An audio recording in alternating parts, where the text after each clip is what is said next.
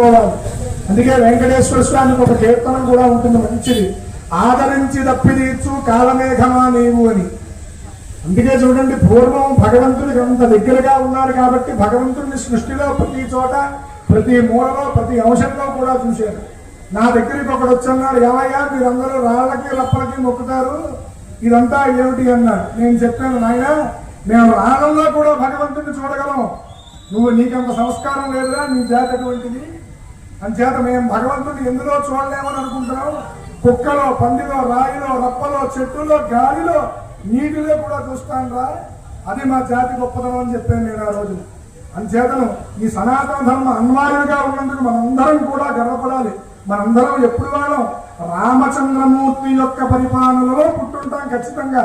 ఆ పుడితే అప్పుడు కాలం చేసి మళ్ళా ఇప్పుడు ఇలా పుట్టి రాముల వారి యొక్క సేవ చేసుకుంటున్నాం, అంత గొప్ప విశేషం మనకి.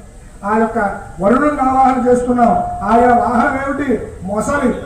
ఎక్కడైనా కోనేరులోనో నదిలోనో కనబడితే మా గురువు గారు చెప్పారు, నువ్వు వరుణుడి వాహనం అంటే దండం పెట్టుకుంటానని దగ్గరికి వెళ్ళకండి, పట్టుకుంటే పెక్క పట్టేసుకుంటే. నీళ్ళలోన ముసలు నింగి నిగిలి ఏనుగు పట్టు బయట కుక్క చేత భంగపడుగా ఉంది సూత్రం. అంచేత నీళ్ళల్లో ముసలి దగ్గరికి వెళ్ళకూడదు, బయట ఏదైనా చూపెడితే ఓహో ముసలిలా ఉంటుంది కదా అనుకోవచ్చు మనం. పశ్చాత్తలం వరుణం తరుణం బలమౌన సఖం మకరత్వజనాగమనం యువతో